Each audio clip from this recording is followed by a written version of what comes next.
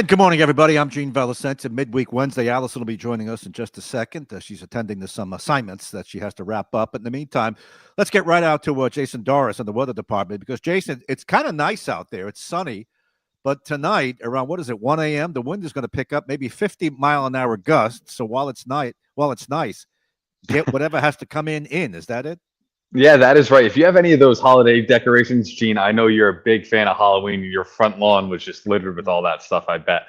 But if you still have any of that outside and you have the ability to bring it in, it's going to be over the next several hours where we still have these nice calm conditions in place before those winds start to ramp up. And it's going to be a gradual process as we go through today. We'll probably start to see become a little bit more breezy after about 2 o'clock. But as we can see here, those winds very light and variable at the moment, and that's how it should be for a little bit longer. Temperatures currently sitting in the 50s for most of us, and we should be flirting with 60 degrees by later on this afternoon. It'll be helped by a milder wind direction initially, as we're going to have southwest winds with us prior to the arrival of the cold front that's going to swing in and lead to those wind gusts up to about 50 to 60 miles an hour. But lots of clouds right now as they continue to roam in. This is ahead of a warm front that's associated with our storm system, the heart of it right now over the Great Lakes, but the cloud deck is extending out a little bit further east from the center of low pressure. Now, we do have the high wind watch in place for all of Rhode Island and also most of southeast Massachusetts. The National Weather Service has already upgraded it to a high wind warning for the Cape and the islands,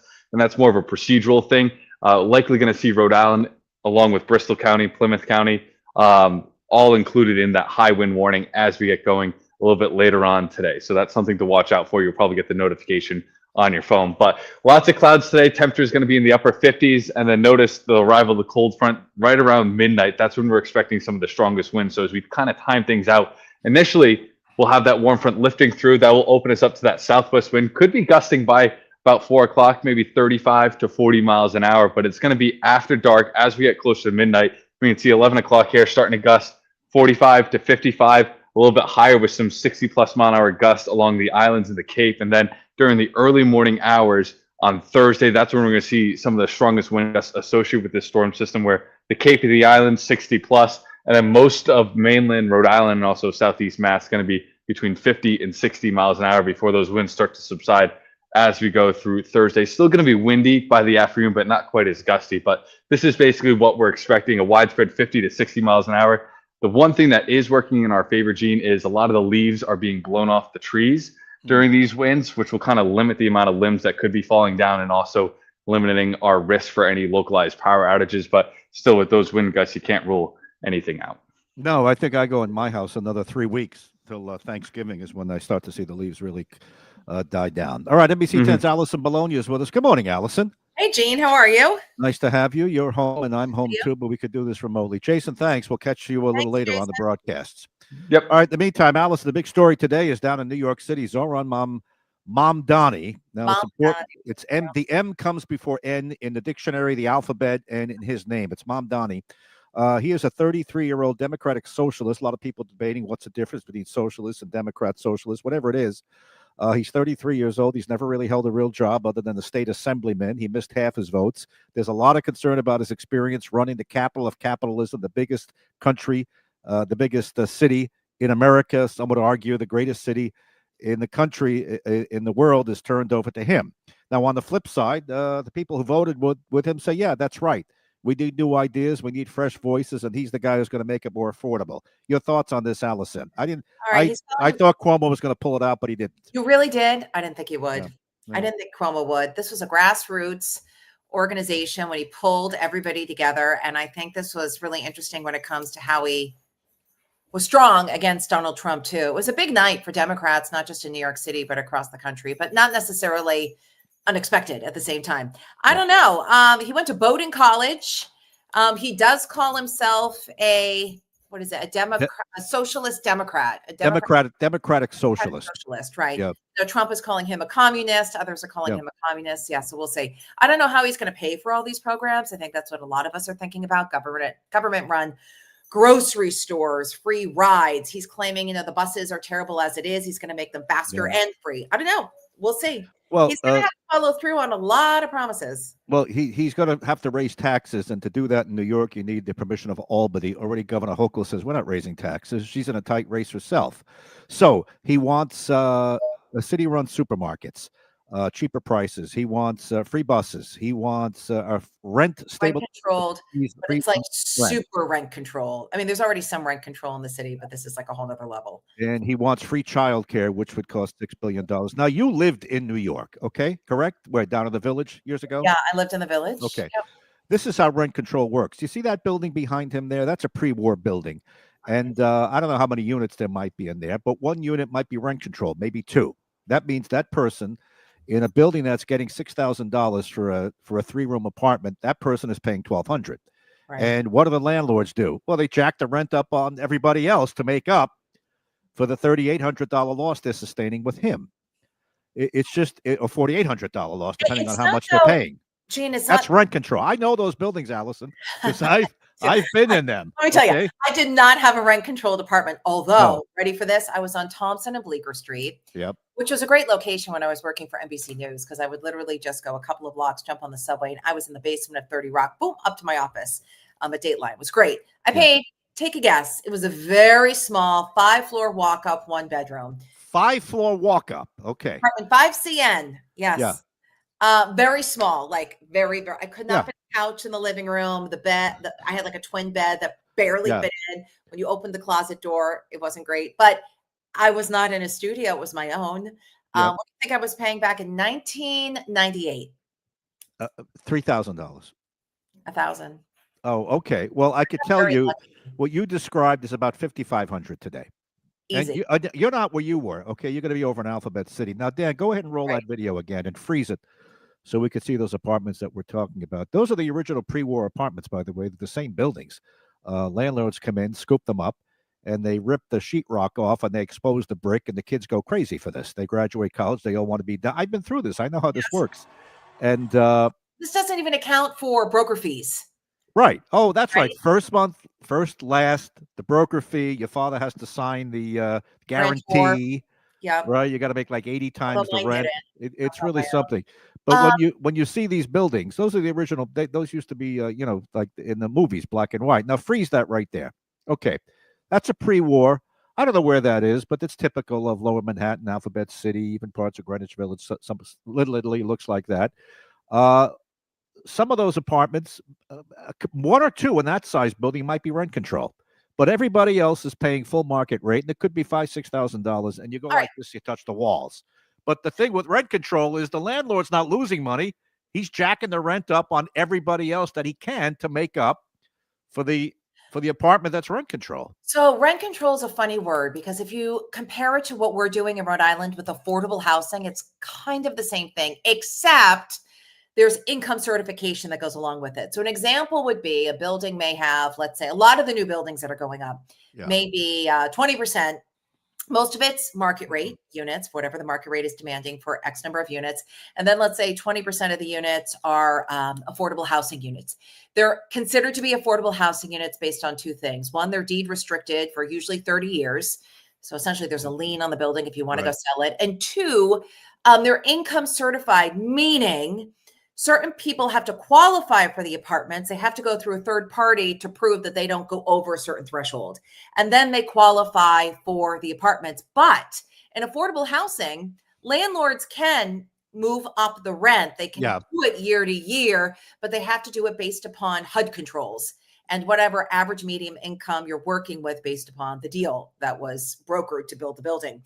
With rent control, I don't know if is there any like wiggle room? I don't know if there is year to year. There has to be, right? Because landlords are still paying taxes and insurance on the buildings, and all those fees go up. It's very small, and everybody who's not rent control gets whacked. You cover the freight because the guy upstairs got very lucky. And now the government's subsidizing it with a voucher or something. Yeah, there's also full rate stabilized buildings. That's a little different. But the point is, some say, go ahead, freeze the rents. Go ahead. That plays to the young people who probably can't afford to be in New York anyway right now, right? A lot of them run down there. It's tough. No, really? Well, it's the only city. The crux of the argument, though, is like nobody can afford to live there anymore unless you're like the top 1%. It's the only city where you're making $105,000, $110,000. Right. You have to have a roommate, Right. right? Right. So anyway, Not our cost necessarily, but you're still, you can't get ahead. You can't save, you can't invest, you can't get ahead. no. So some say, go ahead, freeze the rent. They'll jack the rent up on anybody who's not frozen, and that's it. So Now, interesting too, because the president today was like, all right, this isn't a surprise. The Democrats swept Virginia, New Jersey, yeah. Mamdani in New York City. He's saying it's the Democrats' fault, though, in some ways, because of the government shutdown, and also because he was not on the ballot. He said, because I'm not on the ballot and the shutdown was on the ballot. And he did admit, I listened to the remarks from the White House this morning, that the Republicans are taking it on the chin, despite their efforts to push this on Schumer and the Democrats. It's the president and the White House who's getting blamed for it.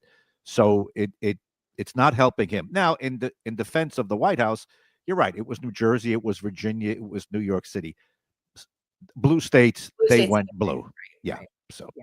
I don't know. It's going to be really interesting to see it play out. So the bottom line is these values, if you will, let's see if they can be backed up. I have never been in a government subsidized grocery store. Have you? We don't have where they exist anywhere. I think one or two cities may have them.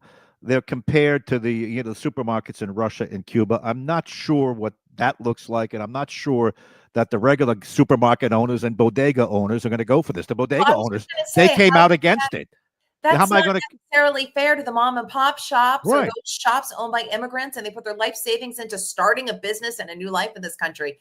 Two sides to every story, right? Yeah. But I think the crux, Murray and I were talking about this morning, the fact that these programs are even being entertained in a city like New York City tells you how desperate in some ways people are to just get by. I mean, look how much money monthly. I had no idea on a national level how much money we were spending on SNAP benefits. I mean, that's a problem. People can't afford food. 1 in 4 people are on SNAP in Woonsocket, basically the same thing in Providence. Right. So the larger problem is we have an economy. It's unsustainable. We have a country where people cannot afford to eat a basic necessity. So Mamdani comes out and he says, we got to do something about it. And he goes to the other end. Well, he wouldn't be the first person to come out and promise the world without a way to deliver it. Now, he says, I want to raise taxes on the top 1% by 2%. Already Governor Hochul, who endorsed him, shot that down. She said, not raising taxes. She's in the fight of her life. She may lose to a Republican. $6 billion for free child care. Where are you getting that? $700 million, close to $1 billion for free buses. And by the way, they say you make the buses free, everybody gets on them, it slows it down. He says it'll make it faster. Listen, you know what? Let's just leave New York for a second. Go through the tunnel. Let's give him credit though. He is charismatic. Oh, he's fast on his feet. He won. He's fresh. I mean, they had record turnout, which is something. He won. What was Andrew Cuomo thinking? Really? Well, listen, generational too. He's out doing TikToks. He's the videos. He's got everything. He had the young crowd. He won. So whether you want to give it a full compliment or a backhanded compliment, he's going to be the next mayor. And by the way, on the way out, Curtis Sliwa, is threatening that if he tries socialism with the police department, we're going to rise up against him. Cuomo, I think, just wanted to deliver his remarks, get out of the room. And Eric Adams, the current mayor who's on his way out, said, I left you a good city. Don't blank it up. So his choice of words. Logically. Yeah. Did Andrew Cuomo really think he had a shot after all the drama? Well, he came in with a lot of baggage. A lot of baggage. Yeah. Couldn't shake it. But toward the end, Alison, people were thinking if Sliwa got out, he might have been able to pull it off. Let's go. You want to go over the bridge or through the tunnel to New Jersey? How do you want to go? I don't know. I haven't been to Jersey in so long. So this is the first female Mikey. governor, right? Mickey. No, they call her Mikey. They're calling her Mikey? Yeah, she uses Mikey. Cheryl. Okay. All right. Which is unusual, but Mikey Cheryl. Let's go through the Lincoln Tunnel since we're in Midtown. And we go across. And Mikey Cheryl, who was a congresswoman from New Jersey, she's going to become the governor, beating Jack Ciattarelli. I think Jack's out. It was his third time around. Down in Virginia, again, another Democrat, Abigail Spanberger. She becomes that state's first female governor in New Jersey. That was a big lead. Yeah. That was bigger than they thought it was going to be. So that was interesting. California, they passed Prop 50, which is Good for the a scheme Democrats. to allow for more Democrats to be elected to Congress. They pick up 5 districts. Some say it's gerrymandering. Republicans did it too. Yeah, they say the Republicans are going to do it in Florida, so it'll be a wash. Yeah. So in our neck of the woods, Allison, Mayor Coogan over in Fall River is reelected to a 4th term, but it was close. It was closer than I thought it would be. I did not think it was going to be 250 votes between him and Boomer. Wow, right? Yeah.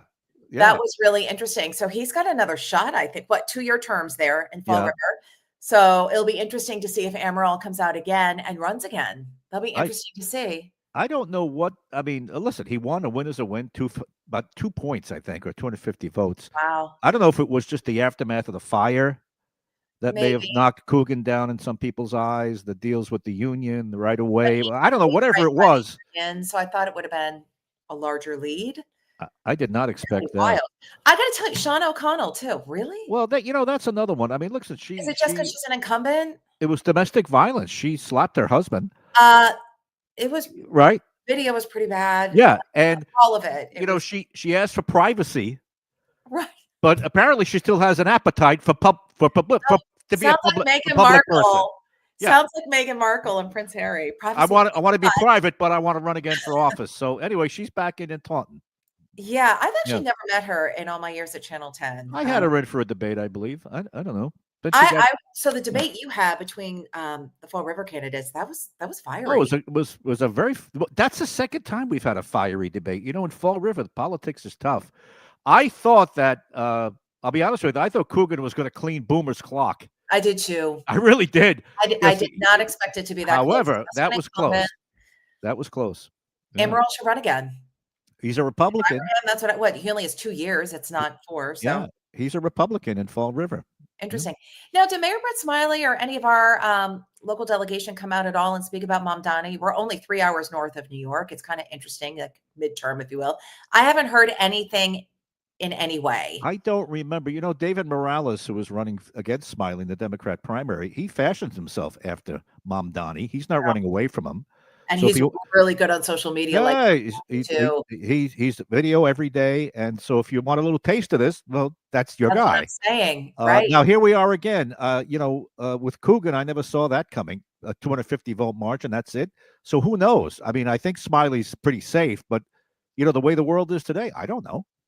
It changes so fast right now. Yeah, really wild.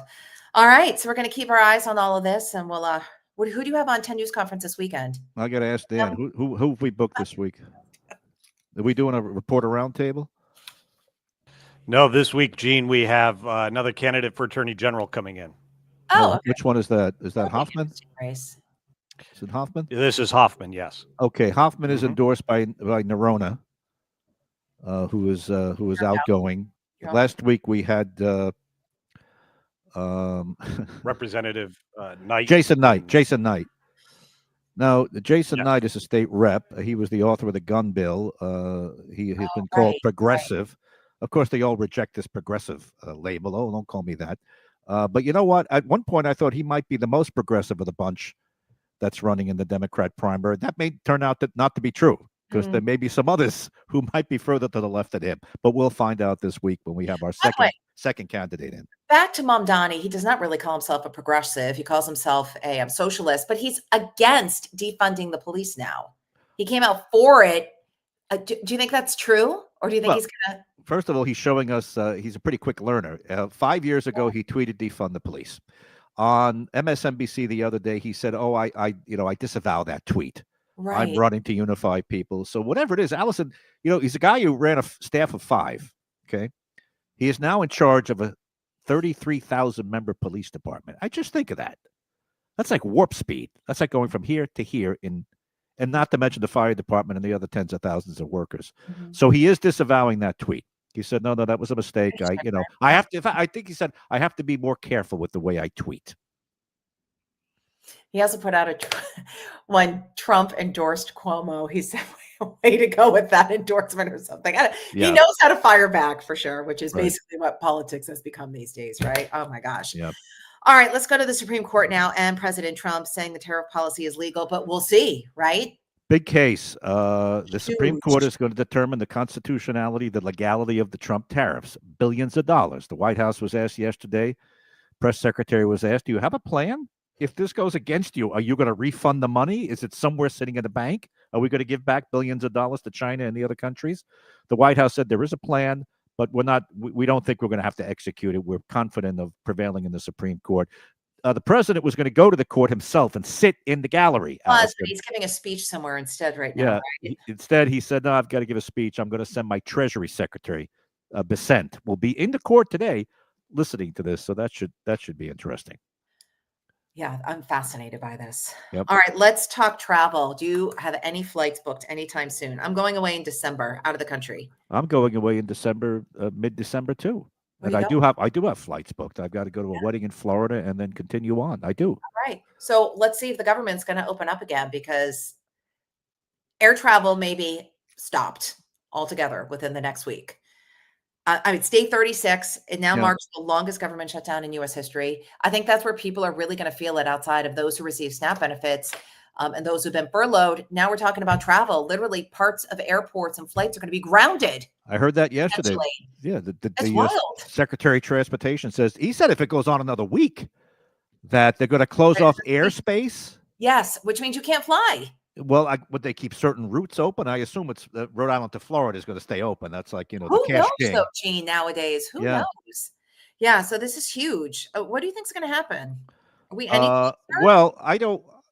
I'm hearing, and Senator Mark Wayne Mullins said that yesterday Schumer had a meeting with Democrat senators and said, let's just get past the election, and then you'll be free to break off, and they'll have enough votes to reopen it. That would be tonight or tomorrow. Wow. And, he wanted to hold it together so they'd get enough Democrats to come out in New Jersey and Virginia. That appears to be a successful mission. They did that. Yeah. And now if they reopen the government today, then the continuing resolution passes, which only gives them till November 21st, by the way. Right. So that gives us, I'm looking back, 3 weeks. It gives you 3 weeks. SNAP benefits. SNAP benefits would resume. The air traffic controllers and others would get paid. It gives us 3 weeks to fight. Do they get back pay? Yeah, they won't lose any money. They're just not getting it now, which is tough. Super tough. Are you kidding me? Yeah.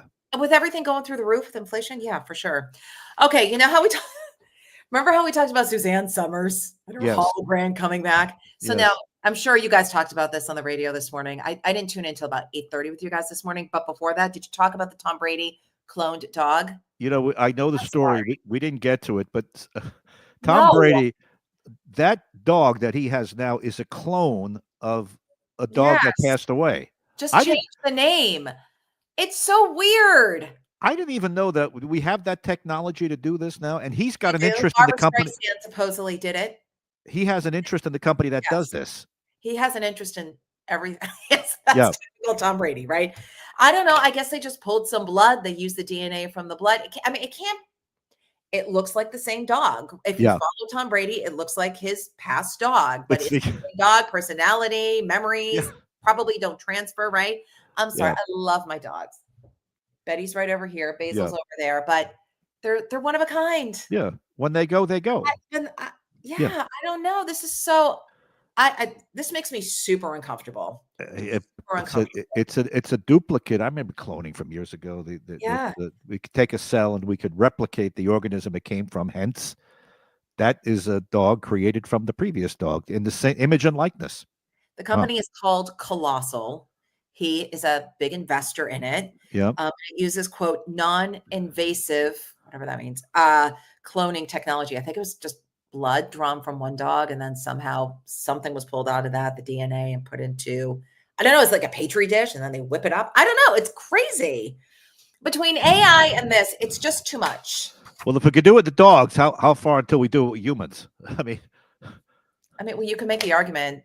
It's on the way. It's not that, but at the same time. Yeah, God, I remember hearing about cloning in like high school, long time ago. Cloning, it's literally the ethical arguments. It's not like something in a petri dish. It's literally like DNA duplicated, and it's wild. It really is wild. So that's that. I did see something on Instagram too that kind of interests me. Somebody was predicting that by 2027, this is a guy, I have to get his name, I'll send it to you, but he's been studying safety measures around AI and basically says there are none. And by 2027, the world as we know it will be done. his prediction is 2027. Wait, what? I saw that 2027? last night right before I went to sleep. So I had a great night's sleep, as you can imagine. Right. Let's as a framework, there have been predictions that with global warming, the world was going to end 10 years ago. And Y2K. Let's assume we have a little more AI time than really, that. Yeah. it's really shaking things up. Grok is that's the one that's on my Twitter. Grok. Wild stuff. Hey, before we leave, speaking of the shutdown and everything, some good companies around here are pitching in. Coastal One Credit Union. Ocean State Job Lot, 20%. Yeah. I think it's a 20% discount on all food for anybody. Yeah, Job Lot, 20% off groceries for anybody. They're not. It's to serve the EBT community in tough times, but we're not going to ask you to prove it, show any ID. It's just across the board, 20%. Right. And Coastal One Credit Union is offering a $3,000 interest-free loan. I bank with Coastal One. Yeah, and also if you have a mortgage or a car loan, they'll let you skip it. No fees, no penalties. And Newport Creamery is collecting non-perishable goods, and they'll give you a free ice cream cone. Cardi's is also has the boxes in the front of the stores. Bring a box of spaghetti or a can of corn. Put it in the box. They'll get it to the food bank. So everybody is trying to pitch in. That's the silver lining, right? Is like when you get more invested. I think when people get really overwhelmed by big picture federal government stuff, I always say to a lot of my friends and family, get overwhelmed. Well, do something then locally. Help your friends and family, your neighbors, your local community. Then you can make a difference, and all of that gets compounded. So maybe that's the silver lining here. We've really seen local businesses step up, which is great. Yesterday, I was in Fall River, North Providence, and Cranston shooting at 10 Thanksgiving too. So they're expecting record demand. They're going to feed more than 20,000 people. So we partner with the Salvation Army, NBC 10. My gosh, we've been doing this for over 10 years. And all the bins are already out. And they're already, I have to tell you, from last year to this year, I'm already seeing them more full than they were in years past. So they're expecting about 7,300 meals will go out between Thanksgiving and Christmas, actually, feeding more than 20,000 families. So that's happening by NBC 10 too. So that's good. All right. Well, we'll keep getting word out there about local resources because that's where the news does some good, right, Gene? Yep. Who's receiving your $2,000 this week? From Ocean State Job Lot. Yeah. Hold on. You talk a little while I look this up. Pawtucket Boys and Girls Club is the week after, and they're paying it forward in partnership with the food bank and the families that they directly serve between Pawtucket and Central Falls. Yeah. But I think it's amazing. Ocean State Job Lot is giving out gift cards, so then the organizations decide how to use it. Yeah, Job Lot has given me $2,000 to give every Friday away to a deserving nonprofit. We've given about $10,000 away so far. We do it every Friday, $2,000. Now this is before the whole snap shutdown. It's gift cards. You use it wherever you want. Food, jackets, clothing, socks. So this Friday, November 7th, we're going to give $2,000 to the St. Martin de Pour Center in Providence. Been around a long time. Okay. Senior citizen food pantry, clothing. Okay. So that's this week. Great. And the week after that, I don't know if I've got the week after that done. Yeah, you've got Pawtucket Boys and Girls Club on the 14th. Pawtucket Boys and Girls Club? Yeah. I set you up with Amy Gonzalez and Jim Hoyt from the Boys and Girls Club of Pawtucket. And so they could buy jackets, they could buy shoes, they could buy whatever they want for the kids. It's the Pawtucket Boys and Girls Club. Correct. Okay. All right. Yeah, they serve a lot of kids. I'm on the board there. So send me that information again. I will. It's Amy and Jim. Jim is actually, that's a big story. After 40 years, Jim is retiring as the CEO and Amy Gonzalez is taking over in the new year. Wow. They own Camp Ramsbottom. It's beautiful. It's 100 acres that was gifted to the club years ago out in Rehoboth. Right. And they bring kids from really all of Providence County for affordable or free camps during the summer. Mm-hmm. Really beautiful property. And these are for kids who don't get, to get out of an urban setting much, and they get these great getaways at the camp. So the Boys and Girls Club, I know because I'm a board member, they do some really good work. Let me just go over it. 2001 to the North Kingstown Food Pantry, 2001 to the Da Vinci Center, 2001 to the Johnny Cake Center, 2000 went to the Emmanuel House, 2000 went to the Hebron Food Pantry serving the Attleboro area, Segway Charter School, right? Yeah. And this week it's St. Martin de Pour, and you said next week is the Pawtucket Boys and Girls Club. So this is good. All very deserving organizations. Yeah. Yeah, great. Nice. Okay. Again, the silver lining is the community steps up. Good. Gene, we are making those connections. Yep. We get this to this to this. Done. Done. Job done. That's what we call it. Exactly. They do amazing work. So shout out to them. All right, Gene, I'll see you later this week. All right, Allison. Thanks. All right. Bye, everybody.